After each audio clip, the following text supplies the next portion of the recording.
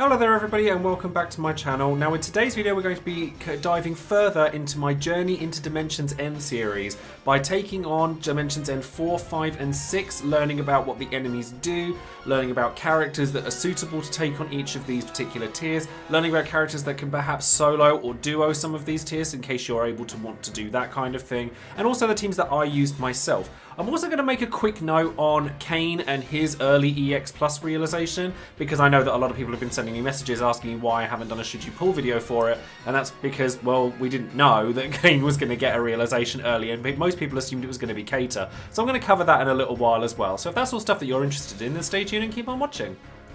Don't forget to follow all of the social media links in the description box below, including Twitter, Twitch, Discord, and Patreon. Twitch this week, I'm obviously trying to keep up with every event as and when they come out, so there's not an awful lot going on for the rest of this week, but I'll be sure to be covering Garnet and Eldnash's banner when it comes out on Monday, so I'll be definitely sure to be on there for that.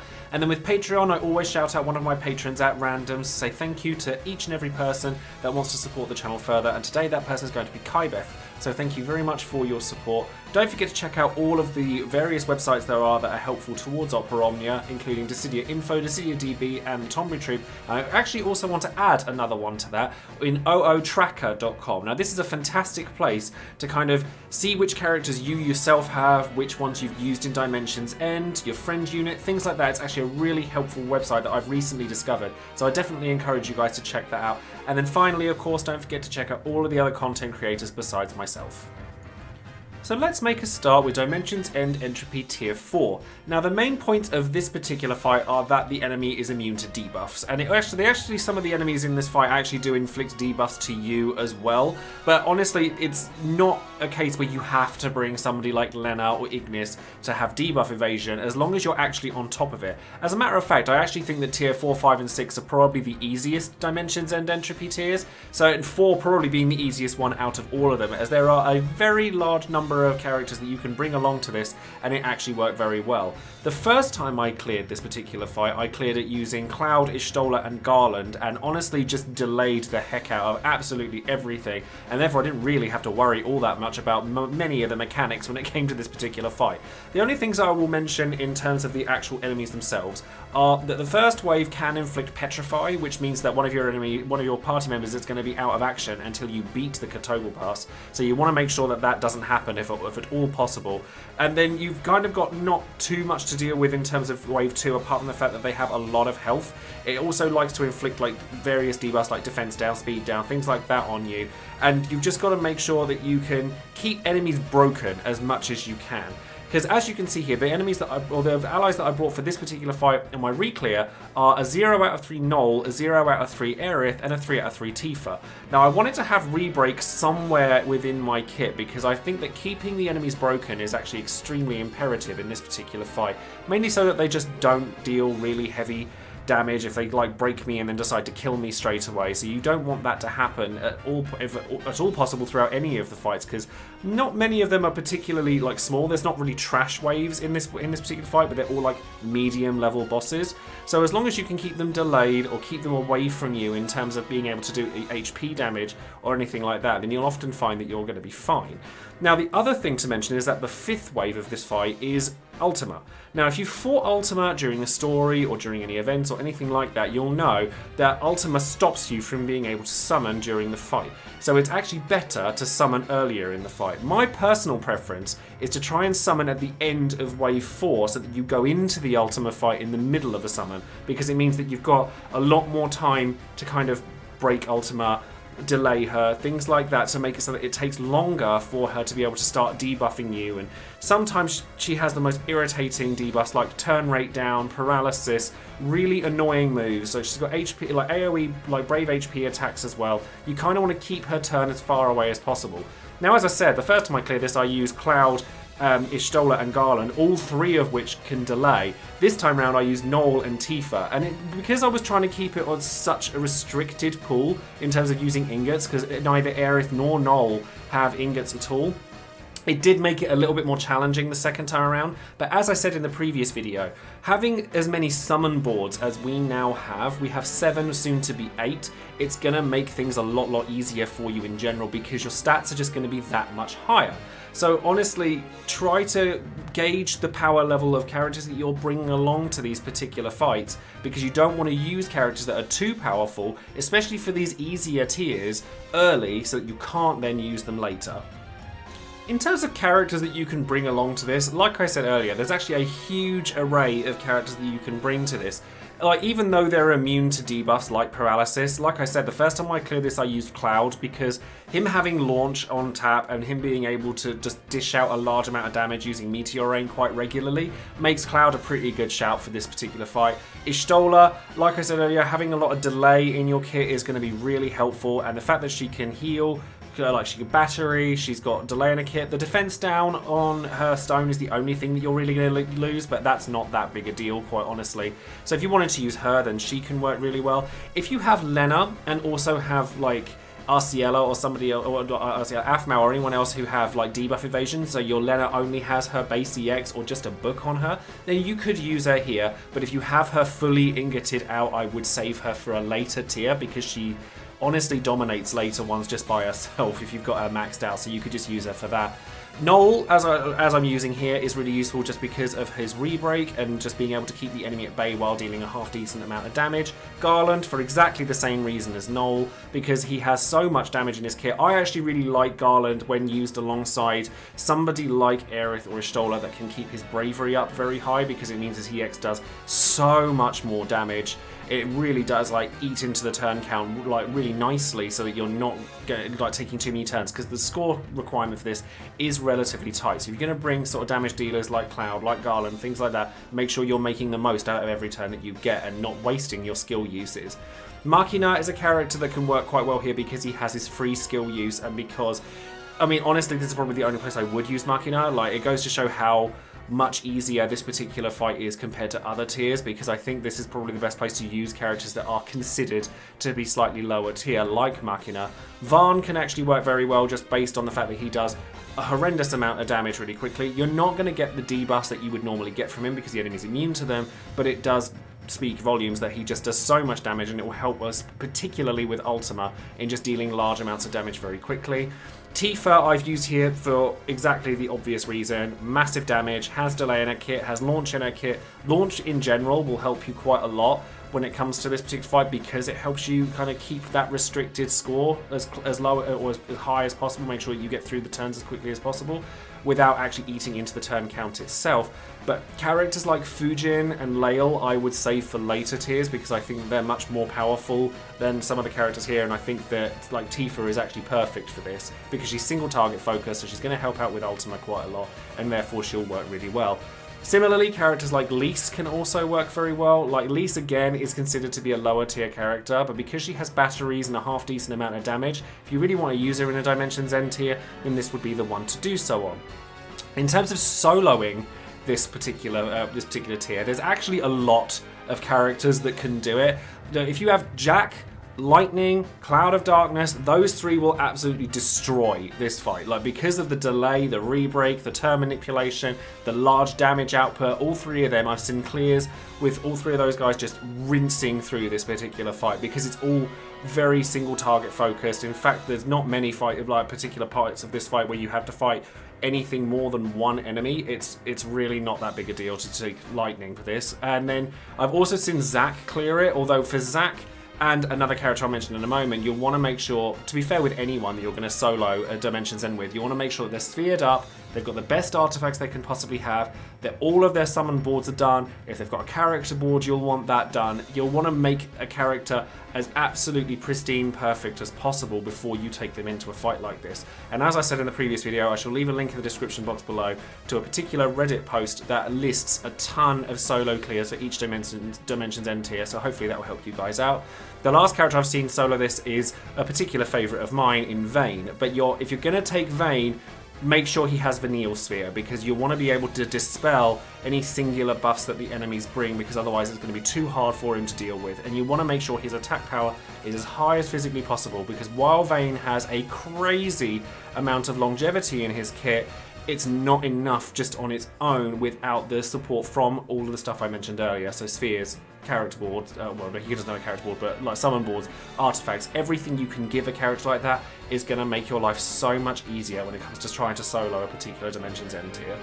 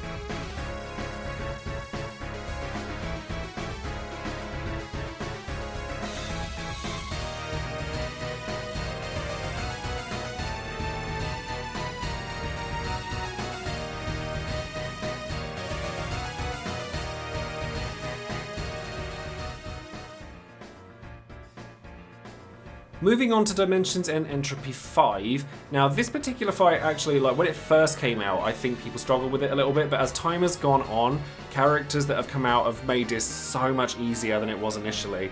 And this is a mannequin based fight where everything resists magic, so you can't really bring magic based characters, and they like to buff themselves quite a lot. So you're going to want to bring a Dispel character.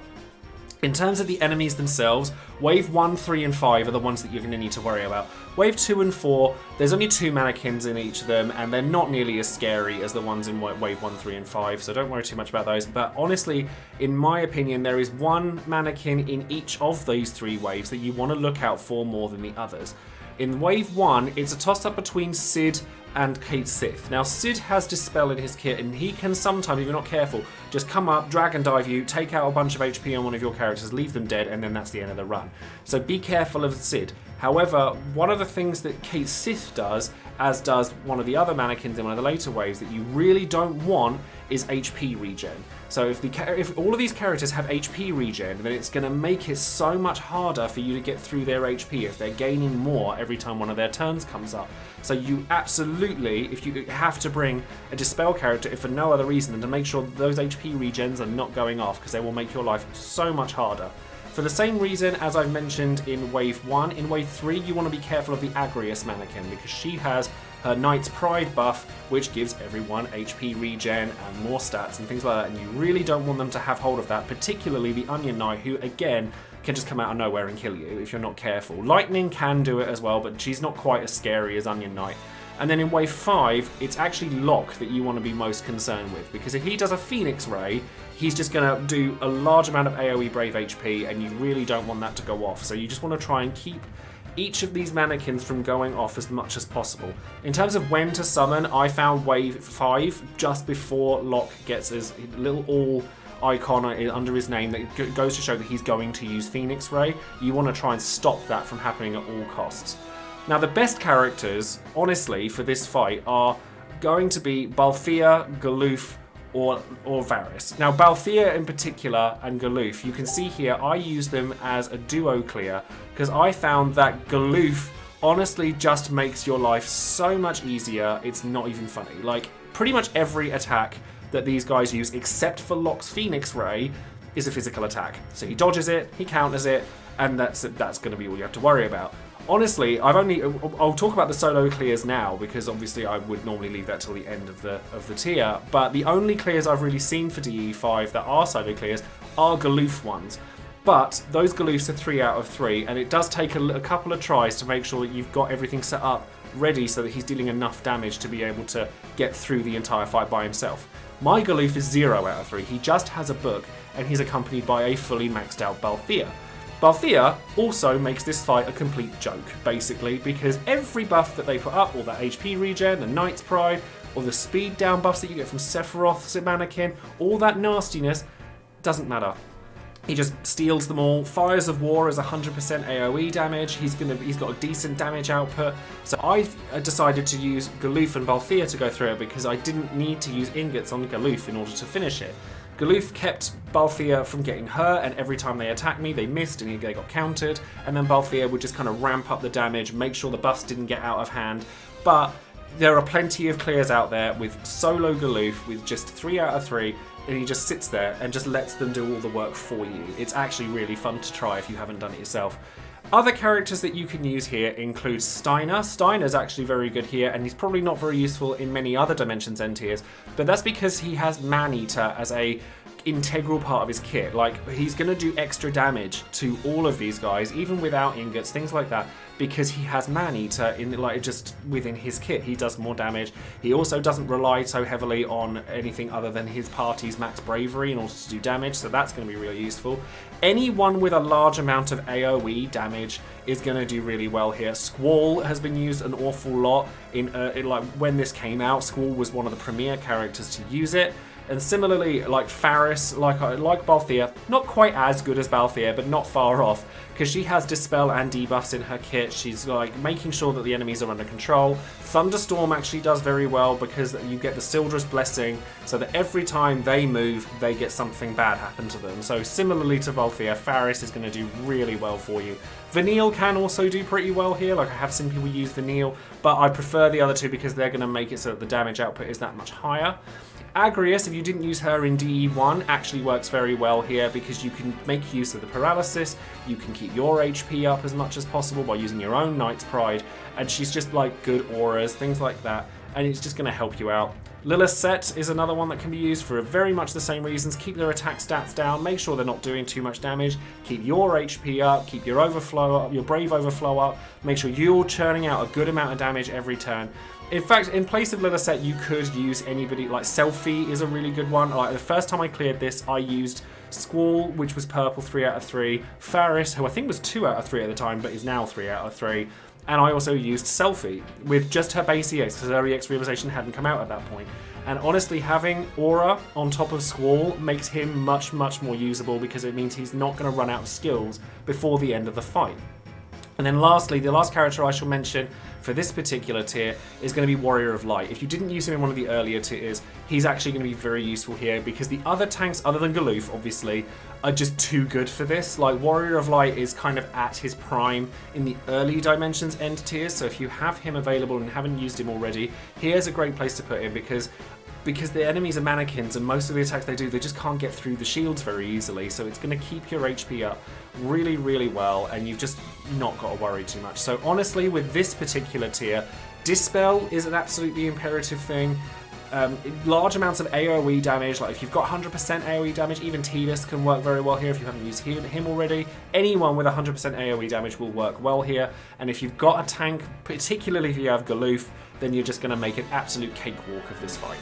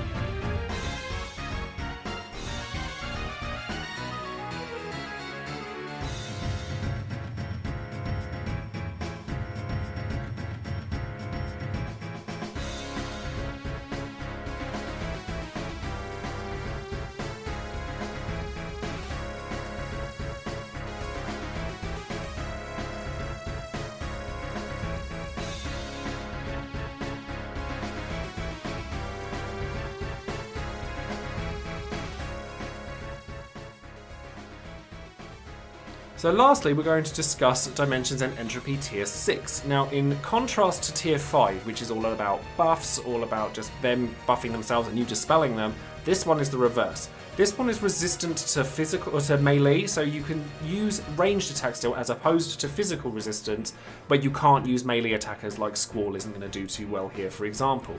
Like I said, the enemies here are very debuff heavy instead of being buff heavy like Entropy 5, which means that you're expected to bring along characters that can either overwrite debuffs very easily with buffs, or have debuff evasion, or a way of removing debuffs. Anything like that will service well in this particular fight. Now, Wave 2, 4 and 5 are the 3 boss waves in this.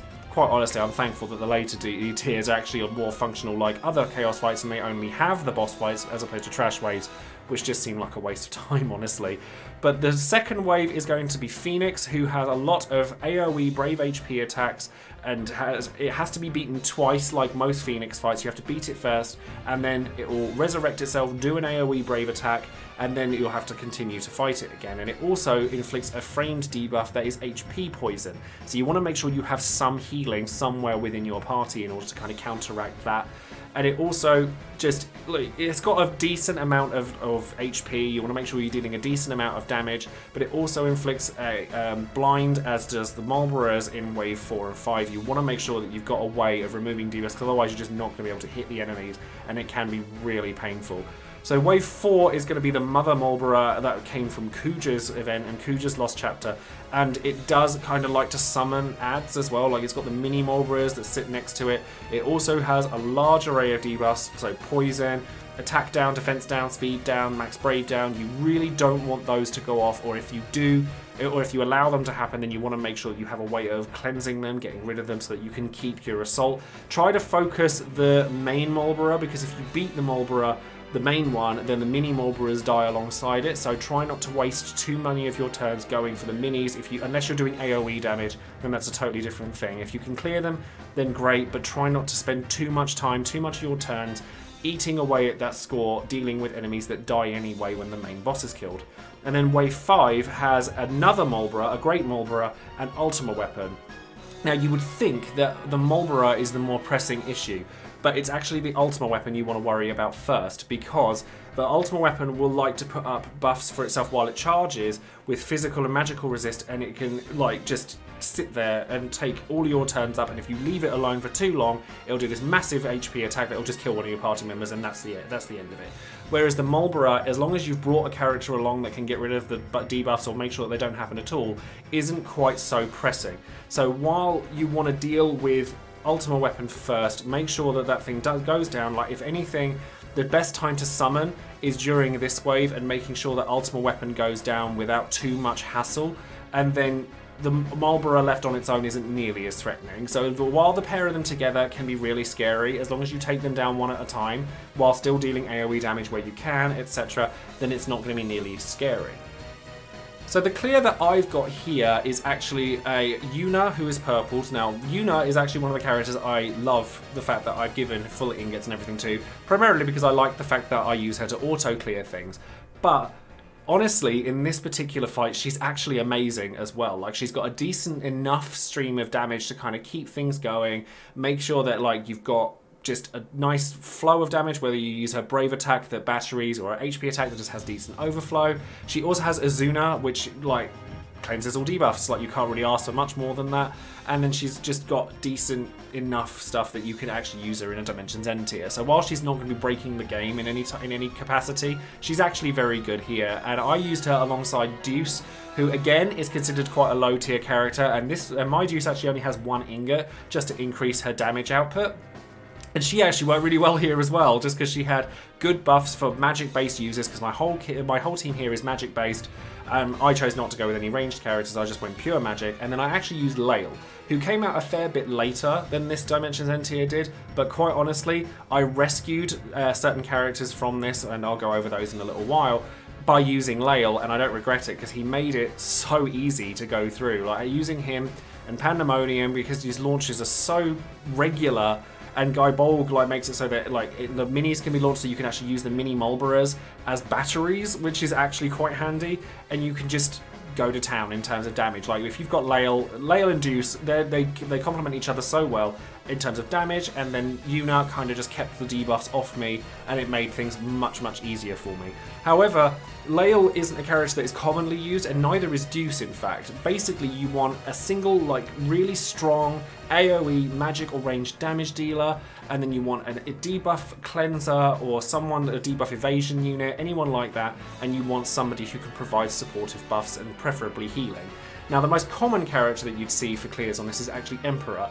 Now, Emperor is just useful because there's so many enemies, like the ads and things like that. The fact that his traps trigger AoE HP damage makes it so that the Great or the Mother Mulbara goes down so much quicker than it would ordinarily, and Dreary Soul and Starfall is just a really good attack.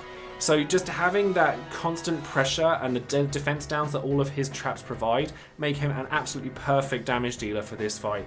You know, some people use Ishtola because she's got decent damage on her stone, she's got the ability to heal perfectly well, her batteries are really good.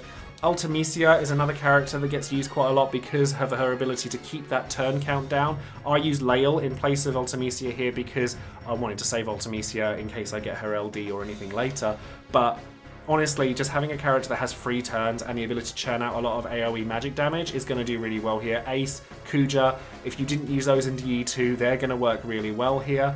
And then, as I said, I've used Lael here, so honestly, I really like him. I think this is the best tier to use him in because he just complements other characters that fit this particular fight really well. But if you don't have him or any kind of launch character, that's all fine. You could use characters like Serra, who provide debuffs and buffs and batteries, AoE 100% damage with Ultima Arrow. Lena, if again, I've spoken about Lena before, and some people even use the Ignis in this tier, despite the fact that he is actually a melee damage unit, just to have the debuff evasion. But I think Lena is personally too good for this tier. I think if you've got her EX, like A, it should be purpled up, and B, you should be using her in a later tier. I've also seen some people use Setzer here as well because the freeze debuff is actually really handy against Ultima Weapon. So you could actually use Setzer here because he's really good for battery as well. He's got some delay in his kit, so like Setzer, Ishtola, if you want to use those together, can like stack the delays and that'll help out a great deal as well. The only solo clear I've seen for Dimension N6, and do sound off in the comments if you've seen a different one or you've seen one that maybe I've missed, is using Emperor, but using Emperor once he's had his LD weapon, which should happen in a couple of months, so we're not going to be able to see that for a little while. But if you've seen any solo clears for Dimensions N6 with currently existing characters, then definitely let me know or let others know in the comments below in case you've seen them.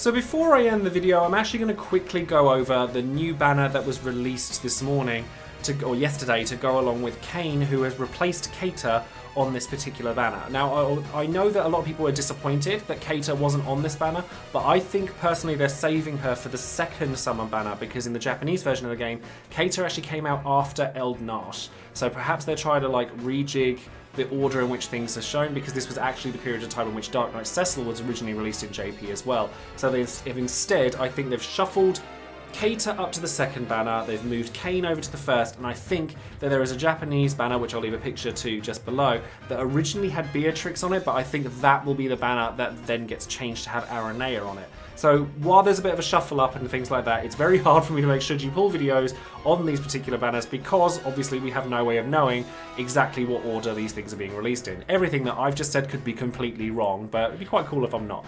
Anyways, to go over Kain quickly, his rework is just more damage. Like, he is a damage dealer, and he's not even the best at it. I think it's really cool that they've brought Kain that far forward, because he was originally not released until Arden came out in JP. So to have him released this early is actually quite nice. So for people who want to use Kain or are big fans of Kain, I actually really like Kain, but I don't have his EX, then now is the best time for you to be using him, because his damage output is quite high.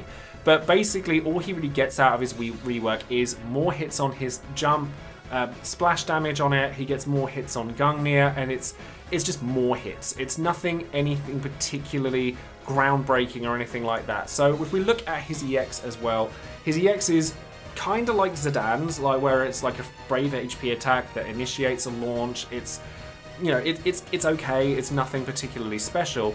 However, when you put a book and ingots into it, it has delay by a turn, which, let's be honest, most launch characters have that in their EX. Like, once they put a book into it, like we know that Zidane has it, we know that like there's a lot of characters that have delay in addition to their launch, like Caius as well. So it's good that he gets that. He also gets some splash damage, so 50% extra damage on everyone else in the fight. He also starts with all of his buffs at 2 out of 3, which is kind of nice. Like he at least gets those, and he also gets a speed increase on his EX, which, given that it's a launch-based one, does help quite a lot. And then at 3 out of 3, he also gets the delay that he should have gotten at 0 out of 3. He gets that, but he also gets to raise allies' bravery when he gets the launch, which again, if you've seen characters like Fujin or Dark Knight Cecil, they battery the party when you get the launch. So it means that you're going to like maximize the amount of damage that you're going to be getting out of him. And 10 hits of bravery isn't bad. Like, it looks really good, but then you have to consider the idea that there's no HP attack to split that off. Like, it's just 10 hits, then bravery, then HP attack. And considering like you have characters like Fujin who do bravery attacks all around to every enemy and have like 100% AoE damage and the launch and the delay and the battery and things like that, you're kind of like, it doesn't look quite as great as I would like it to. Like, I don't think it's bad, but I think that Zidane, Kais, Fujin, even Lael, like, there are a lot of really strong launch characters out there, and Kain is not going to be my first port of call when it comes to that. He does get an HP attack plus, which is actually pretty good. It's 3 hit 8 brave HP, and it extends his buffs. So he, like, if he has buffs, that he's going to kind of continue them. Like, Pride of Dragoon is going to stick on him for as long as possible. And like, to go for a quick kind of should you pull idea, like whether I think that the banner is worth pulling on, I think if you don't have Leo, Penelo, or Kain, I think that it's okay to throw some tickets at it. Like, if you haven't cleared all of Dimensions End, it's not bad. Like, Leo is still really good, Penelo is still really good, Kain I'd say is good enough. But if you already have the other two, and I know a lot of people pulled for both Leo and Penelo, I would not pull on this banner just for Kain. I like Kain, I think he's really cool, he's one of my favourite character designs in Final Fantasy, but I just don't think that his kit is groundbreaking enough to make me want to pull for him in place of, say, Kater when she comes around, or Eldnash and Garnet, or Saz and Raijin, or Trey. He's just pretty good. Like, he's got a decent amount of damage output, he launches, it's kind of it. And like, he's good at it, but it's not anything amazing enough to make me go, oh my god, I have to have Kain. So if you're a massive fan of him, he works, he'll do the job, but he's no better than a lot of other characters. So that's going to be it for today's video. It's a long one, I know, but obviously try to go through all the Dimensions End so that you guys can get all the resources and all of the extra stuff for July as quickly as you can. I will try and get the next video out before the end of next week as well. I will make sure that all the videos are done by the time July ends so that you guys can make sure that you go through everything, get all those rewards, etc. I hope this has given you a bit of insight into Kain and why while it's great that they've pulled him forward, it's still not the best. And let me know in the comments below whether you plan to pull for Kain, who you took to Dimensions End tier 4, 5, 6, 7, 8, 9, 10, 11, 12, 13, all of the Dimensions End. This video is here to help people try and clear things as efficiently and quickly as possible. So I hope that you guys have enjoyed it. Don't forget to like the video, subscribe to the channel and click that bell for notifications. And I will see you all in the next video. Take care.